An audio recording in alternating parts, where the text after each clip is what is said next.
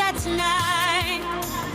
After all these years, finally living my best life.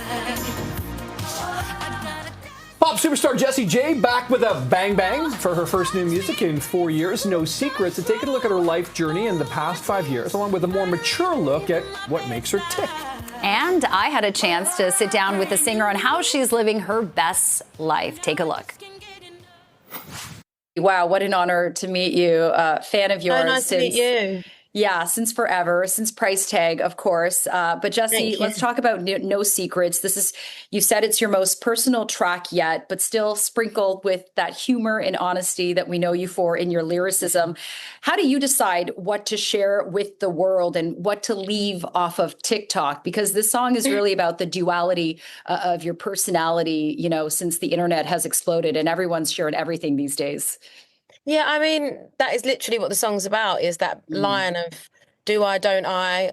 You know, I think that, as you said, I kind of had my rise to success in any which way it kind of came around way before social media. So I had little glimpses of it, but not to how it is now. And so I've always been an oversharer. That's just who I am. I don't think that I don't think you become that. I think it's either just you are that or you're not. I've never really had many things that I wouldn't share and wouldn't talk about. So I really wanted to kind of celebrate the highs and lows of that in this song. You know, and the verses are very personal. They talk about things that I've gone through that I know many people in the world have, which breaks my heart. But then the pre-hook and the hook, I wanted to keep it that I'm sure anyone thinks about that, whether it's Sally who lives by the sea and is like, should I post this picture to Facebook of my family event? Or you know, Beyonce who shares stuff about, you know, so it's different levels of, we're all kind of just, you know, questioning what we should share or not. And that to me is why this song is so special, because it is so personal to me, but also can relate to so many people.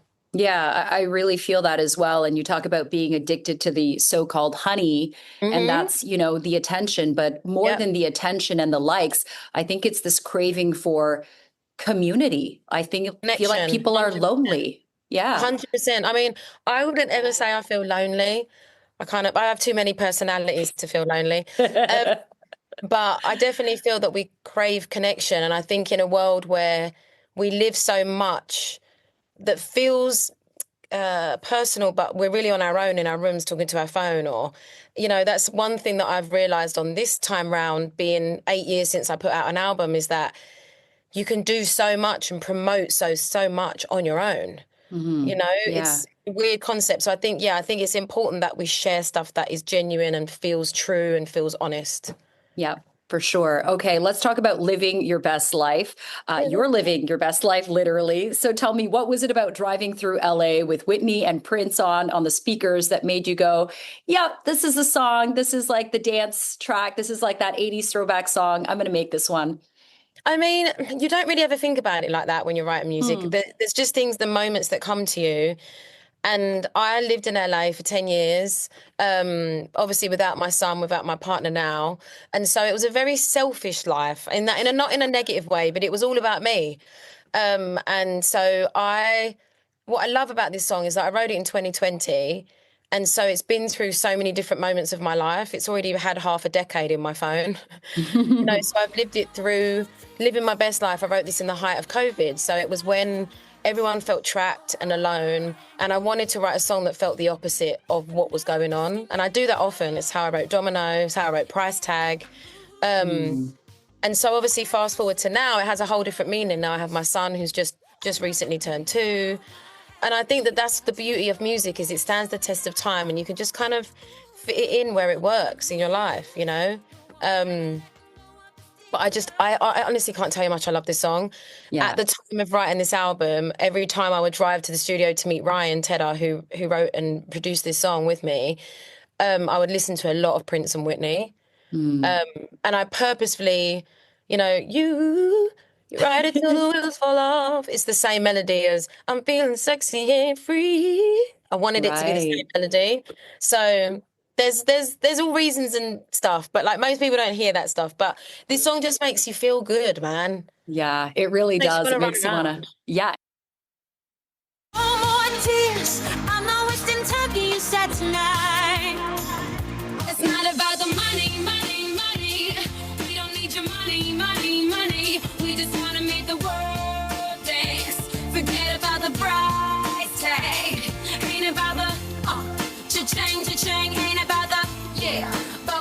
And staying with music, despite nearly 14 years since Jessie J's mega hit Price Tag took over the music charts, her song has found new life thanks in part to TikTok. So here's the second part of my conversation with the superstar. Let's talk about Price Tag going viral again on TikTok. Be honest here. Do you think that, Gen Z, they just discovered it, or are they finally catching up? Because I feel like this song does stand the test of time and couldn't be more true today. Well, I actually recently spoke to the girl that started it, who was on a screen trip with her friend and randomly just posted it, but it was her little sister's idea. And she wanted to make sure that I knew that. She was like, no, I need you to know that it was my little sister's idea, who I need to find the name. But I've recently just invited them to my show in Belgium just to say thank you, because you have no idea what that one little video can do. And I think that is the beauty and the power of TikTok. Mm-hmm. And honestly, as I said, so many people said to me, how did you manage to finesse this? And I was like, no, this wasn't a plan. And that's the beauty of music for me, is things will happen when they're meant to happen. And this was just, honestly, was perfect timing for people to kind of go, oh, that's her. And then, oh, she's got a new song. And, oh, now she's doing this. But really and truly, I just think young people are just discovering music that has been around for a long time, but putting it in their own way. And that's usually 10 or 15 seconds of it. And that's just the new way. And I think you either got to jump on the train or wave as people go by, So I'm just trying to learn from the cool kids now. You'll always be a cool kid, Jessie J, forever. I'm dressed as the poster behind you with a hat on. I'm not cool. Let's see. There you go. Oh my gosh. Literally, so I'm behind you like this. Look. I love it. Jessie J, very quickly, I wish I could talk to you forever, but we got to wrap soon. What's one lyric from either No Secrets or Living My Best Life that you wish fans would tattoo on their soul? Oh, boy. That's hard, I know. I would want them to make sure that it's spelt right before they got it tattooed. Yeah. No more tears. I'm not wasting time being sad tonight. Yeah. That hit me too. Beautiful. And it's not that you shouldn't cry, because I cry a lot. It's just that thing of I'm not going to sweat the small stuff.